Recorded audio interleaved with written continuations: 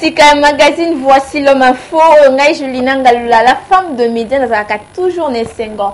Fait plaisir ya ko présenter yango pona bino magazine etel sarabino ni etali bongo kolekana ACK Kalembelembe pe na etali actualité ya le commandant du temple le pasteur François Mutombo. Voici l'homme, la marque déposée de Jésus-Christ. Merci de renouveler confiance pour la Kolanda VH Info ya Mukonelelo Mbote di pa Botswana.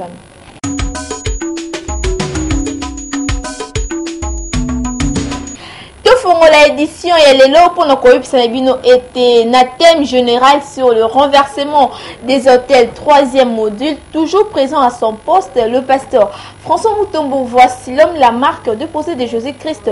Accordé qui interview na Eski Konda pour nous couper ça. Résumé à mon collègue dimanche 23 septembre. Pas détail, n'élément haut.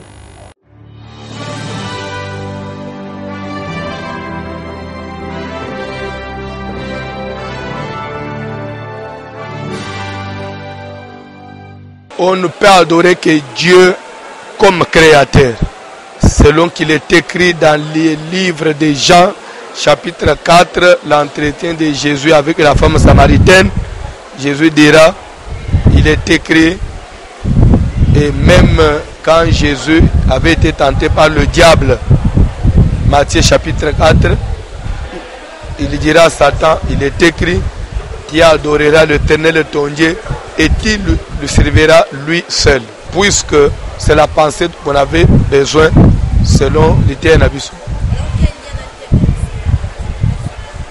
Tous hôtels, le renversement des hôtels, les hôtels ce sont les œuvres du diable.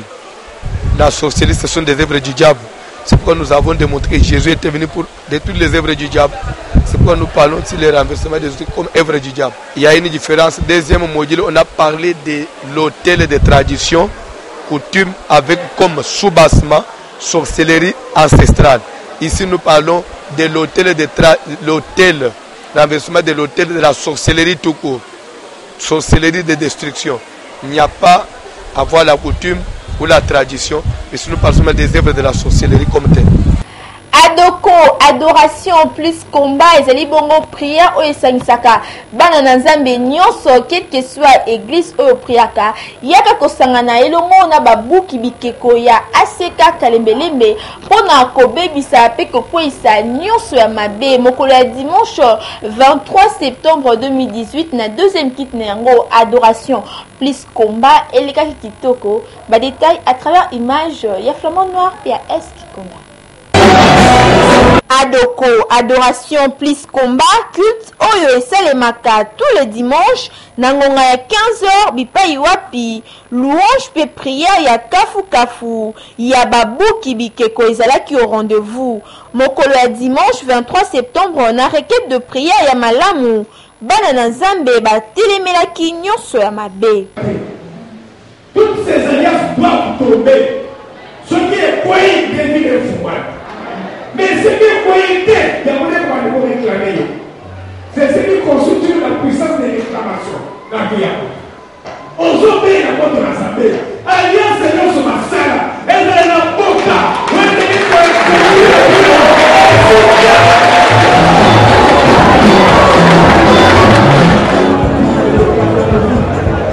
Mobuki Bikeko ya solo, le pasteur François Mutombo. Voici l'homme, la marque déposée de Jésus-Christ à Tindaki Lisusu, deuxième requête de prière.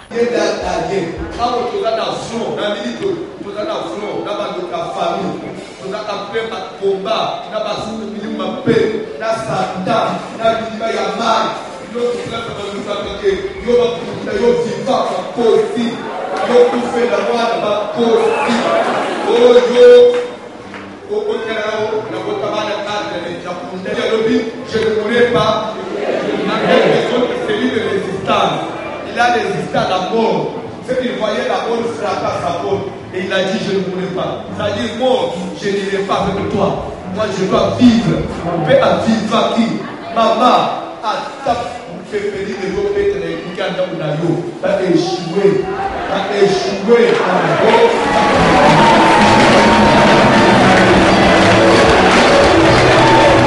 Adoko, adoration plus combat et poni église te. Yo mutoza na ba problème yaka kobuka nyonso ya mabe elongo na babuki bikeko ya aseka kalembelembe pe okozwa eyano.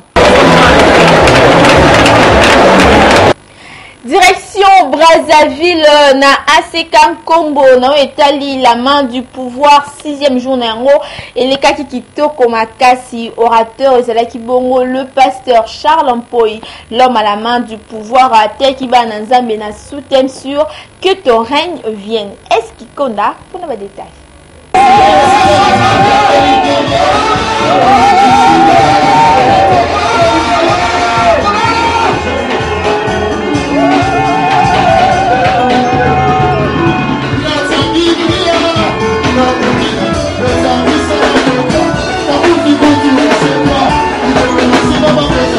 6e jour, il y a la main du pouvoir et les kaki kitoko makasi après entrée ya ba orateur et landisamaki na louange ya makasi bana na nzambe babinaki pona lokumu na nkolo.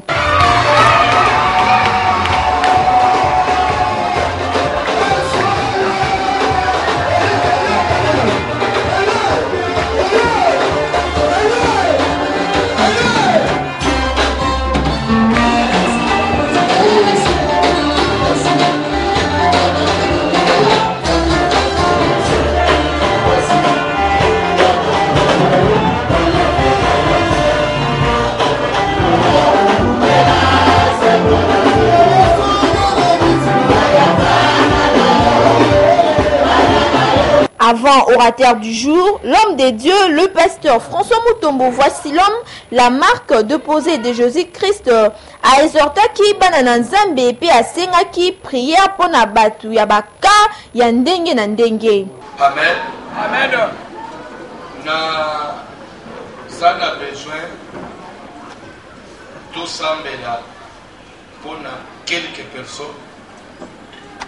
Pour ça, dossier moko ya mbongo ekangama, dossier ya voyage, dossier ya musala, dossier ya libala. Bref, vous avez un dossier où quelque part vous trouvez que ça ne marche pas comme il fallait.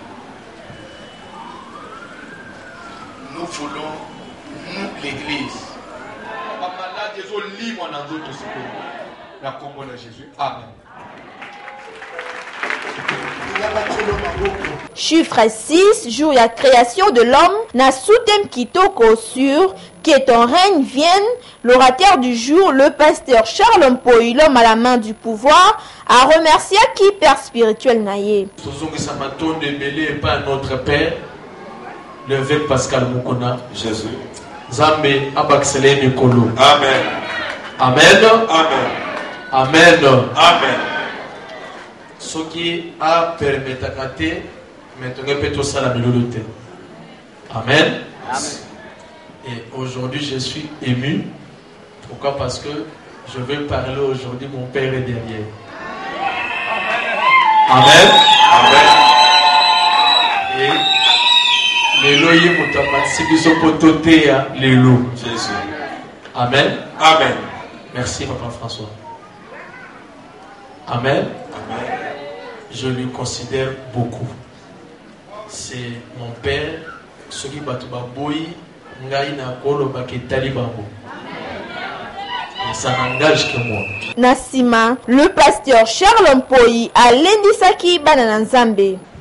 Que ton règne vienne veut dire que l'exercice de ton pouvoir doit venir sur terre. Yes.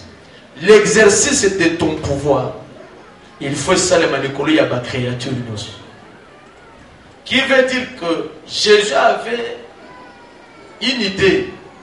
Il y a coupé ça sur la prière que même si vous pouvez dire notre Père qui est aux cieux, que ton nom soit sanctifié, parce que le Dieu que vous cherchez c'est un Dieu saint. Il faut que le peuple au Bazou Lukaïbas à la paix saint. Yes. Amen. Amen. Mais bon Lukakape que règne Nzambe et ya qui veut dire quoi? L'exercice de son pouvoir et ça les manamukili. Or l'exercice de son pouvoir veut dire il y a que il faut que le miracle, il faut que le doigt de Dieu, il faut que la puissance de Jésus et s'exercer dans ma belle ndenge likolo ezalaka. Bosimba Peboye Baete, thème général, il y a 7e édition, il y a la main du pouvoir, et Bandaki Kolobela sur si c'est par le doigt que je chasse le démon, le royaume des dieux est donc venu vers vous. Na Oetali visite à l'homme de Dieu, le pasteur François Mutombo. Voici l'homme, la marque déposée de Jésus-Christ, étant membre, il y a comité directeur, il y a grande communauté assemblée chrétienne de Kinshasa. Aseka na Mokousé, à Tambola Kibongo, na Aseka Ebele à Brazzaville, détail dans l'image. Pendant ces jours à Mboka Brazzaville, l'ambassadeur de la parole de Dieu, le pasteur François Mutombo, voici l'homme, la marque déposée de Jésus-Christ, étant membre de la comité directeur, il y a grande communauté, il y a ACK, à Tambolaki, Naba ACK et Belé. Mokolo ya dimanche 16 septembre, à Kitaki na ACK Wenze, il y a le pasteur Jacques Pambo.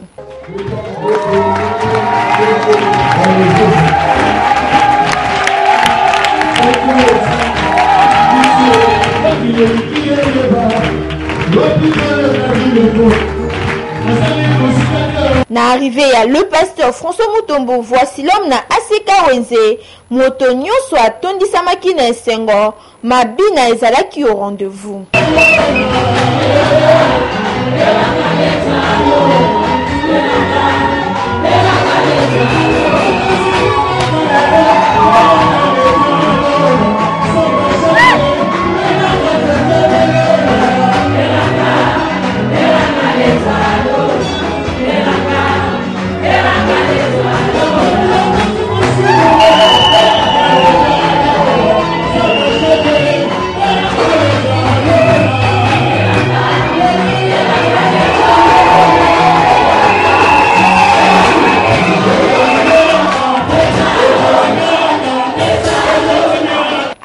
Mabina tango le pasteur Jacques Pambo azwaki maloba ezalaki pona kokotisa l'homme de Dieu le pasteur François Mutombo. Voici l'homme, la marque déposée de Jésus-Christ.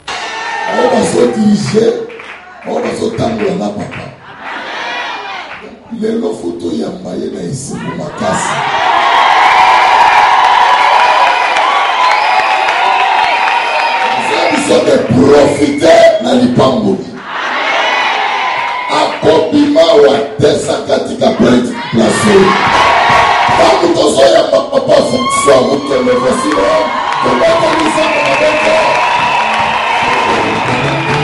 kasi tango azwaki maloba l'homme de Dieu le pasteur François Mutombo. Voici l'homme, l'ambassadeur de la parole de Dieu, na thème sur destruction des œuvres de la sorcellerie dans nos familles, a expliqué Kiboé.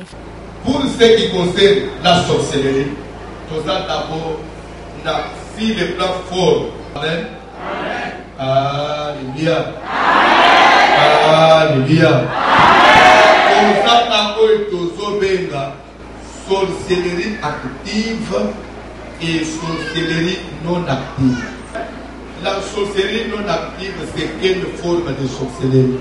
En d'autres termes, ça s'appelle la sorcellerie du sang.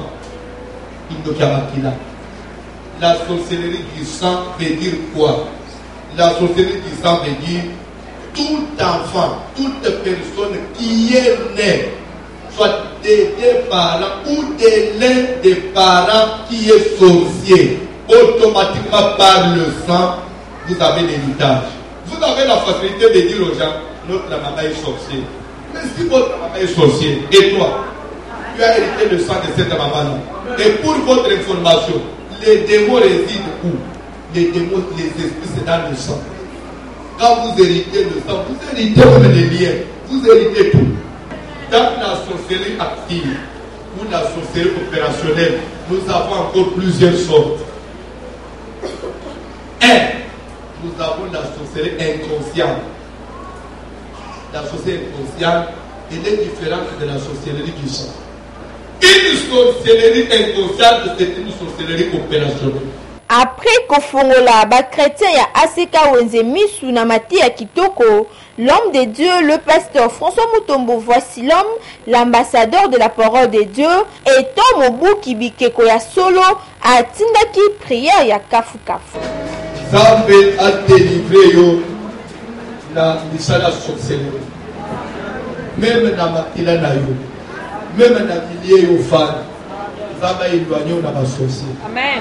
Bande sorcellerie va domaine ma paix. D'ailleurs, mon sorcellerie n'est pas la définition. Qui dit sorcellerie dit l'art de lancer de mauvais sorts.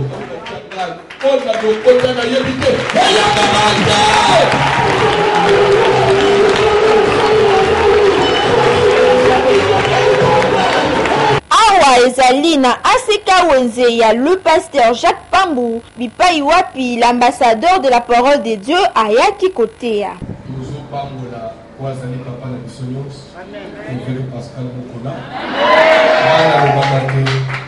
Longue vie à lui. Pourquoi? Puisque nous en avons besoin. On a qu'à me bénir. Ce qui, pour moi,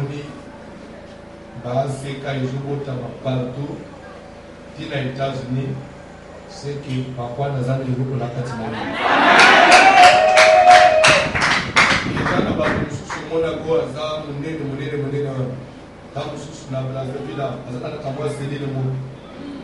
Il y a 9 personnes. Mais à ce cas-là, les gens ont besoin de pointer quoi. Et là, c'est nous surtout que nous écoutons ta vie. Vous avez pas m'oublié. Vous avez pas m'oublié le pasteur Jacques.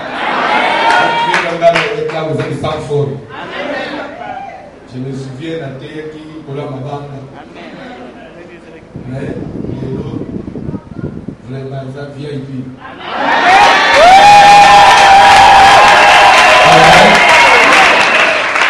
Et si il a été, ils ont et l'autre, tout ça, on a besoin de ça dans les loba. On va le révéler. On va le révéler la place. On va le révéler. Nous savons les Amen. Mais vous n'avez pas parlé. Amen. Pour ceux qui ont été méritosati. Amen. Le baba kana toba suyo ya katisungana ni kusali. Sukina yeza koyo. Amen. Kolongwa kuna direction na Aseka mama Mbwale ya le pasteur Serge Kabamba bipai wapi ya mama Kipeli susu kitoko.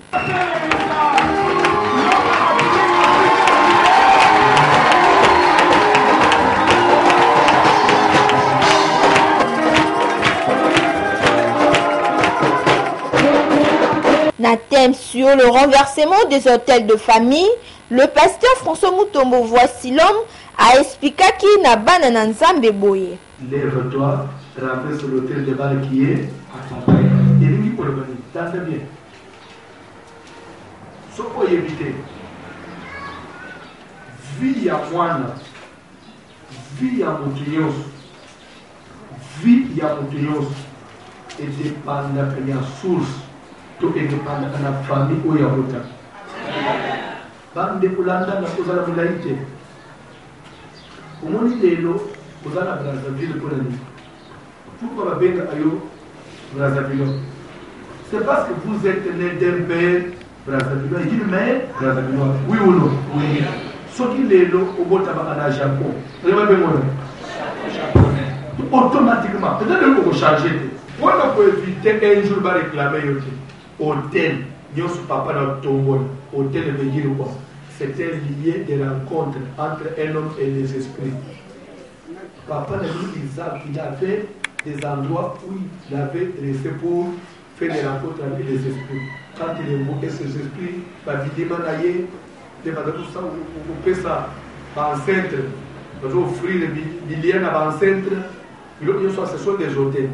À côté de Banda, ce sont des hôtels. Alors, bilo wana éthique spirituellement. Attends les lots, papa kufa, mais spirituellement bilo wana éthique là. Abraham a sala alliance na Nzambe. Abraham a sala kufa. Mais hôtel où ya sala na Nzambe éthique là. Mobuki bikeko ya solo ayebanaka lokola l'homme de Dieu, le pasteur François Mutombo Voici l'homme a tindaki requête de prière. S'il y a un hôtel diabolique, un hôtel spirituel, un hôtel de la sorcellerie, de la magie, hôtel où il y a ma coutume, Hôtel qui a esprit, ya zamba, mais pas forêt, ya mozana braza, ou milot à zamba. Zambo qui est pour ça le mi. Ba d'autres habillés na butu. Ba d'autres aussi na misala na butu. Mi bali ya butu quand mi bali ya butu nous sommes na bonne. Et là ba esprit à famille. Esprit à famille na ville. Et faut déranger ba ville na ville et trouver ba mariage. Il faut que nous parlions ici là. Motre kita et tumba. Oyo ezali mosala ya l'homme de Dieu, le pasteur François Mutombo Vasilom, membre ya comité directeur ya grande communauté assemblée chrétienne de Kinshasa, ACK Namu. Le pasteur François Mutombo Vasilom, l'ambassadeur de la parole de Dieu, a visité Kipeli Soussou, ACK Mukondo marché, ya pasteur Baudry Songele, puis a prié qui pone ngo pambate Erezo Banda, et Banda na kombo na Yesu bolanda. Yekelekele, zambi wanye, mungezela mwalu bubya mufyezange. Zambi wanye, yekelekele, ei mambu wanye, mungezela mwalu bubya mufyezange.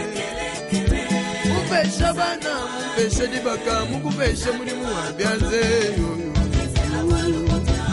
Ale bina, mimi Mutombo bina.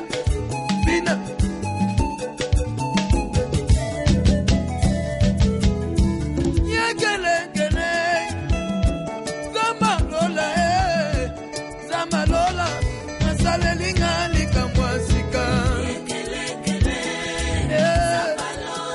Mopangu sifizo lina miso nangaye. Apesi libana, apesi momo, apesi promotion papa. De retour à Kinshasa, le frère Héron Piana chantre na ACK Kalemelembe alobi nao etali groupe na ye liboso ya caméra ya Eskikonda.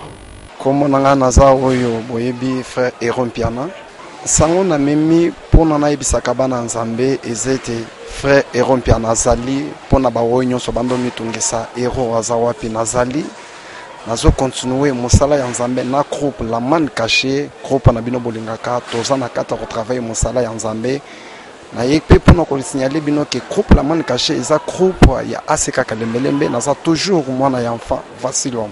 Album eza déjà sur le marché eza na titre ya mwana mokonzi ezete oza na posa ya CD na biso ba numéro ezali oyo kozala keno oza posa ya CD ozui CD na facilement numéro eza 085 256 99 31 pona ba oyo bakozala posa ya album na biso naza mwana ya François Mutombo Vasilom na ACK Kalemelembe. Na mosala nyonso ya nzambe mutu nyonso azalaka na vision na ye. Net info Vasilom eza na vision nango mutu nyonso aza na vision nango vision nga na bima nango nanga akati nanga maliketo beta ba groupe ya ndenge na ndenge ya bato mais quand même vision nanga c'est la groupe la man kashona la muki keno fona bima na sali la nzambe mosala.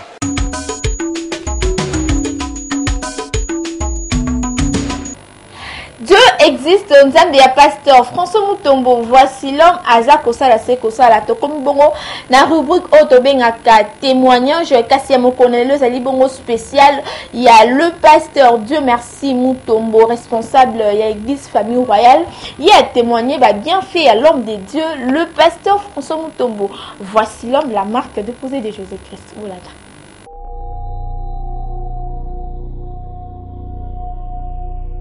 Bon, en dehors du travail de Dieu, je me rappelle une fois, nous nous sommes rencontrés dans un dossier où Moko Alingaki Kobinisaye na dossier Mokoboye, juste une forme d'escroquerie. Et quand il m'avait expliqué cette affaire, je ne l'ai jamais vu agité, tourmenté, il était calme. Il m'explique, il m'appelle souvent Homo. Il dit Homo, j'ai tel problème, voilà, comme ça. Mais ce qui m'avait étonné, il était sur une piste où il pouvait perdre quelque chose de valeur qu'il avait déjà investi. Mais Kimio Azakinango, na tranquillité. Il n'est pas un homme agité. Là, je ne parle pas dans l'œuvre de Dieu. Nous sommes tous des enfants du serviteur de Dieu. Mais nous sommes dans une affaire qu'il fait. Ça, c'est quelque chose de particulier que j'ai découvert en lui. Et ce calme-là qui le caractérise. Je ne sais pas si vous qui vivez avec lui, vous l'avez déjà vu agiter un jour. Parce qu'on lui annonce une nouvelle comme ça, il s'agite. Il est toujours calme. Deuxième chose que j'apprécie, d'ailleurs quelque chose que j'ai appris aussi de lui, c'est l'entrepreneuriat. Ce n'est pas une personne paresseuse si je peux le dire. C'est un travailleur. D'ailleurs, vous pouvez le remarquer à partir de la manière dont il se consacre à l'œuvre de Dieu. Il peut prêcher du 1er au 31. Mais en dehors de ce qu'il prêche du 1er au 31, il est un entrepreneur. Il s'entreprend pour faire vivre sa famille et évoluer et faire l'œuvre de Dieu. Je l'apprécie pour le travail qu'il fait et je l'encourage à évoluer. Mais je veux tout simplement lui dire qu'il sache aussi que plus on est élevé, plus on apprend beaucoup de choses, nous ne serons pas aimés par tout le monde. Qu'il ne soit pas étonné si parmi tous ces gens qui sont tout autour de lui, il y en a qui ne l'acceptent pas. C'est tout à fait normal, parce que tout le monde ne vous aimera pas. Ce que je vais donner comme conseil aux hommes de Dieu, je leur demande d'honorer ces dieux-là qu'ils servent. Et que par leur comportement, nous soyons en mesure d'aider plusieurs à rencontrer le Seigneur et à aller au ciel. Tout en sachant que la Bible nous dit que nous aurons à rendre compte pour toutes les paroles, même vaines, que nous aurons professées.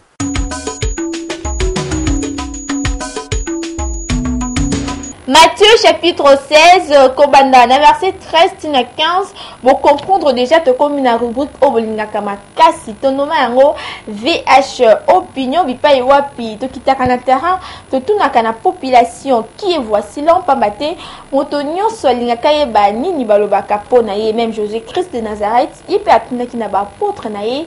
Pour vous, qui suis-je? Biso awa na VH info, to tuni na population mingi ya Congo Brazzaville. Qui est voici là?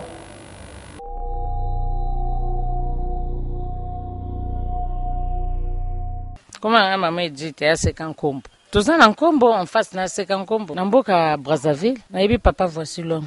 Na la matin ne parce qu'on ibi até à bien. Ngana kota ka yana kishasa aïe wa pona la main du pouvoir. Donc matin ne a bien. Conseil ni na kopesa papa zote absolu le beuti na kata Bible. Ah, conseil ni na kopesa to ulanda kaiti. Comment na naida? Vina ye pasa voici. Tana Congo Brazza. Bon, la ninga maté à voici l'homme kaka na la mari de nuit. Parce que voici l'homme na makamusa kundula o ebomana. Yawe il aksake a pasteur vraiment a continuer ka bongo. Mais sunga ka passer oya o découvrir moi que makamusu na la vie na maté à voici l'homme moi ya coutume za na kati ate a vraiment bonzambe. Parce que batemi ba basé que na ba on na nini na miracle mais abaze mingi na mote te a continuer na mosala ko ba lisusu olika nzamba asunge nga na puya pe na sika te na meta ndako.